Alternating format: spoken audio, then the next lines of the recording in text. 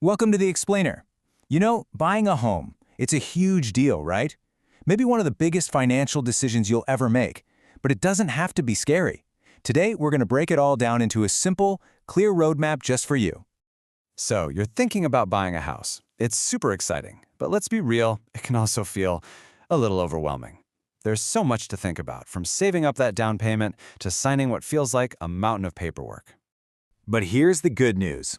Even though every house is unique, the actual process of buying one is pretty much the same for everyone. And today, we're going to turn that process into your personal roadmap.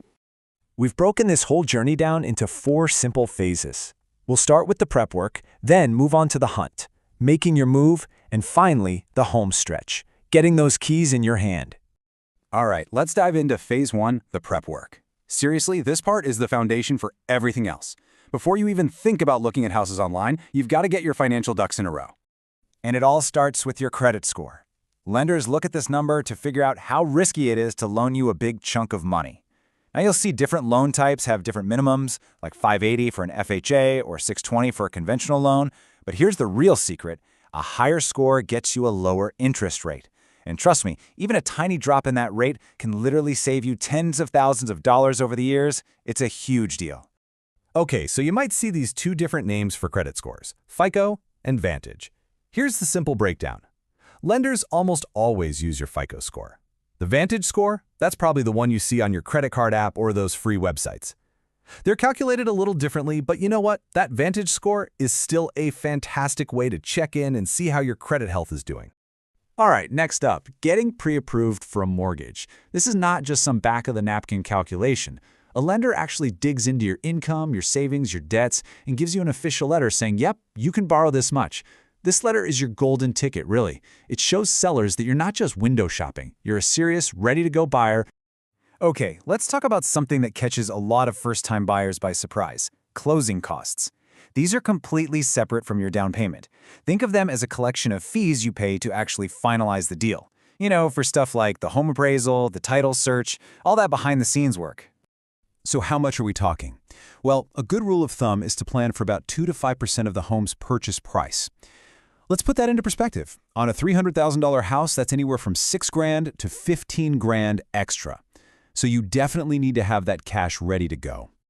Okay, your finances are prepped, and you've got your pre-approval letter in hand. Now for the fun part. Welcome to Phase 2, the hunt. And the first step here is to assemble your A-team. And your most important team member, without a doubt, is a great real estate agent. Seriously, these folks are your guide. They know the market inside and out, they'll negotiate for you, and they handle all the complicated paperwork. There's a reason the vast majority of buyers, we're talking 85% according to Zillow, work with an agent. They're absolutely essential. But how do you find the right one? Well, you should treat it like you're hiring someone for a super important job. Because you are. Don't be afraid to ask a ton of questions. How well do they know the neighborhoods you like? How do they like to communicate? What's their game plan if you end up in a bidding war? Find someone you click with. All right, so you're out there looking.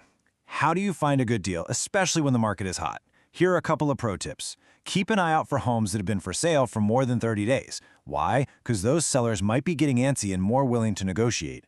And don't be scared of a house that needs a little love. We're talking cosmetic stuff. A fresh coat of paint or new floors can go a long way.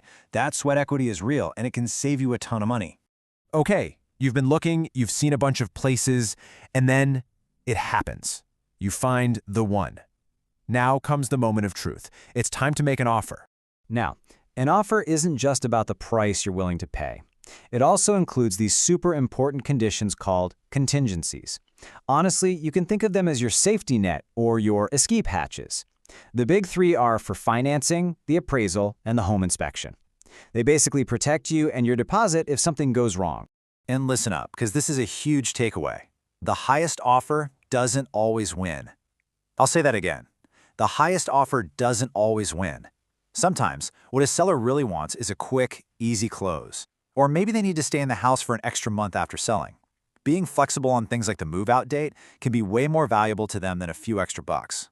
With your offer, you're also going to put down something called earnest money. Don't let the name scare you. It's just a deposit that says, hey, I'm serious about buying your house. It doesn't go to the seller right away. It gets held by a neutral company until the deal is done. And just to be super clear, This is not an extra fee. That earnest money you put down, it just gets applied directly to your down payment or your closing costs when you finally buy the house. Think of it as prepaying a part of what you already owe. So, what happens if your offer gets rejected? First of all, do not get discouraged. This is so normal. In fact, Zillow found that almost 60% of buyers have to make more than one offer before they finally get a yes. So, hang in there. Persistence really is the name of the game.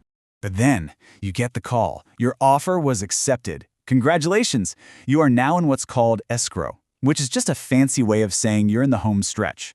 This is that final waiting period, usually about a month or so, before the house is officially yours. So what happens during this time? Well, a lot. You've got the home inspection, where you bring in a pro to make sure there are no scary surprises. The bank will order an appraisal to double-check the home's value. And all your loan paperwork goes through one final, detailed review. Again, these are your last big safety checks. The inspection is all about the physical condition of the house.